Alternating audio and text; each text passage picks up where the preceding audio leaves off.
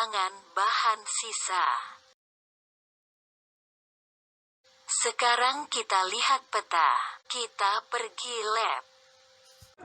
Bahan sisa boleh dibahagikan kepada dua jenis. Pertama, bahan yang boleh dibuang ke dalam sinki. Kedua, bahan yang tidak boleh dibuang ke dalam sinki. Bahan yang boleh dibuang ke dalam sinki ialah cecair atau larutan yang berpekatan rendah dan tidak berbahaya seperti bahan neutral, asid lemah dan alkali lemah. Antara contoh bahan yang tidak boleh dibuang ke dalam sinki ialah pertama, sisa pepejal. Kedua, bahan yang mempunyai nilai pH kurang daripada 5 dan lebih daripada 9. Ketiga, sebatian pelarut organik. Keempat, bahan kimia iaitu asid, grease, minyak, cat minyak, hidrogen peroksida. Bahan-bahan ini boleh menyebabkan pencemaran alam dan berbahaya kepada hidupan. Mengurus bahan sisa biologi.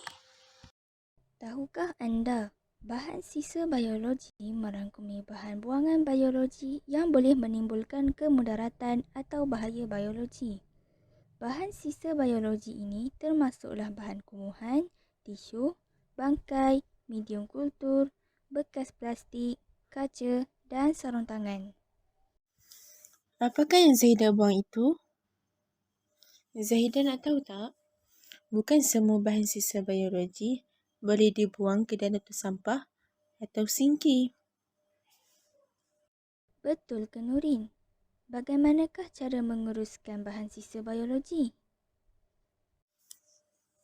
Bahan sisa biologi boleh diuruskan dengan menggunakan prosedur operasi standard, iaitu POS.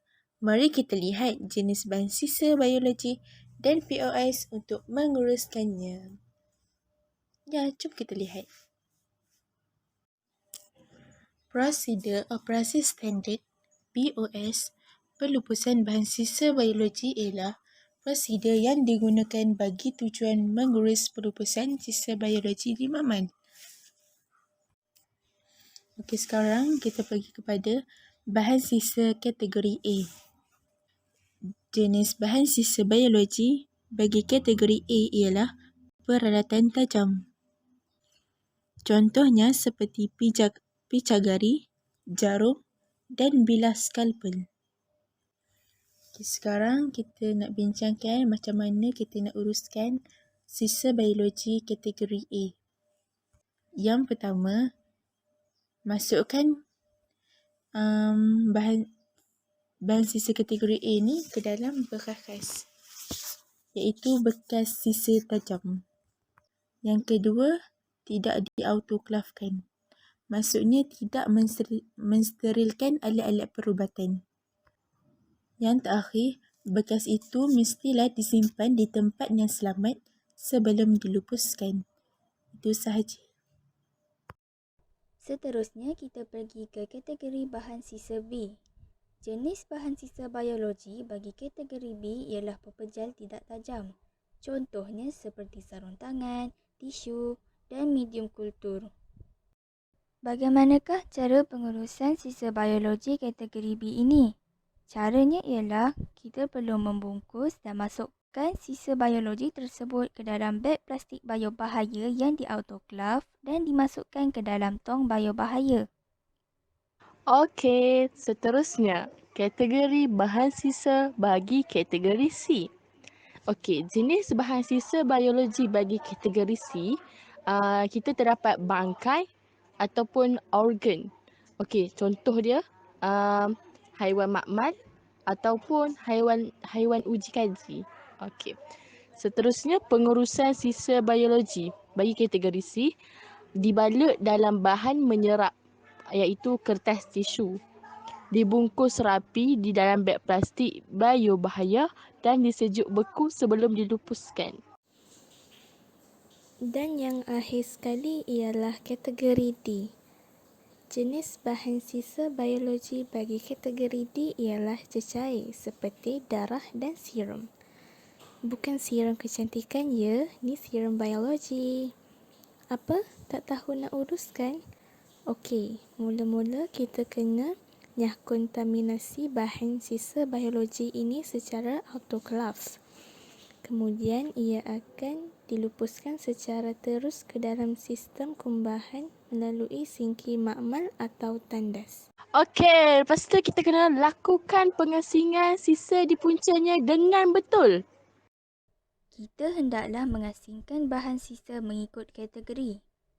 Kategori bahan sisa yang pertama iaitu kategori A hendaklah disimpan sementara di tempat yang selamat. Kategori B pula dimasukkan ke dalam beg autoclave kalis bocor dan di autoclave. Suhu 121 darjah Celsius, tekanan 15 SAI, 20 minit. Manakala kategori C pula dibungkus dengan cermat dan disimpan sementara di dalam penyejuk beku. Okey, yang seterusnya. Sisa yang telah kontaminasi dimasukkan ke dalam beg bayu bahaya. Yang terakhir, sisa yang telah dibungkus itu dilabelkan dan dimasukkan ke dalam tong bayu bahaya. Tong bayu bahaya disimpan sementara dalam keadaan selamat, terkawal dan disejukkan sebelum pelupusan berpusat dijalankan. Langkah mengurus kemalangan di dalam makmal. Kemalangan di dalam makmal boleh berlaku disebabkan oleh kecuaian, kelalaian, kejadian di luar jangka atau kurang kemahiran dan pengetahuan dalam pelaksanaan eksperimen sains.